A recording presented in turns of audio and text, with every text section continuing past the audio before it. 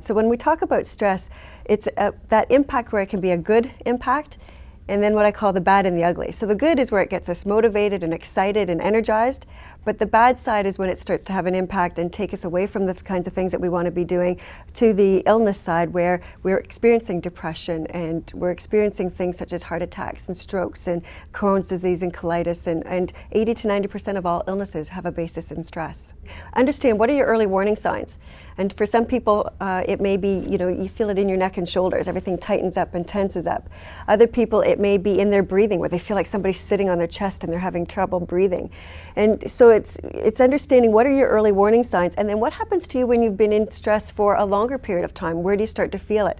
And that's where we'll see people saying, well, it keeps me awake at night and I can't sleep. Or, my stomach, I feel like it's always upset and I'm popping Rolaids all the time. When I talk about strategies for dealing with stress, I always use the SOS principle, and it was one of those things that I came up to help make it simpler for people to figure out what strategies to put into place.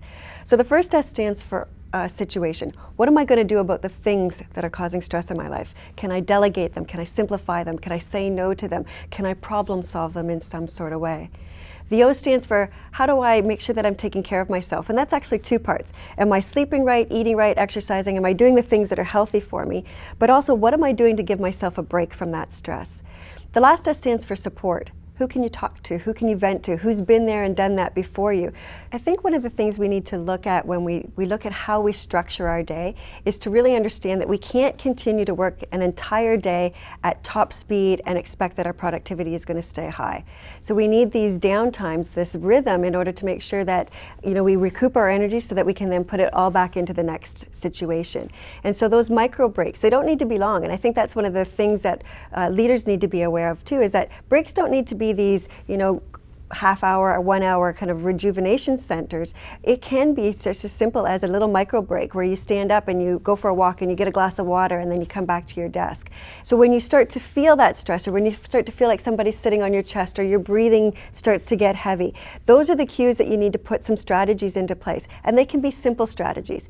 Some of those simple strategies are probably the best one is just doing some deep breathing. That act of filling up your lungs and letting it go actually convinces your body that it's not stressed, and it lets go of even more stress, and so then you're able to focus.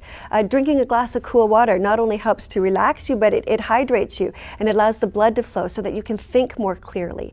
So there's little things like that. Standing up and stretching your body helps to get rid of the tension that builds up in your muscles. We still have to be careful with naturopathic things because many of them do have side effects, and I think sometimes people think, well, if it's naturopathic, that must mean it's better. It's not necessarily better for us, and even something simple as some of the medications for depression, there's naturopathic treatments, but if you take them and then you go and you sit in the sun, you can end up with third-degree burns.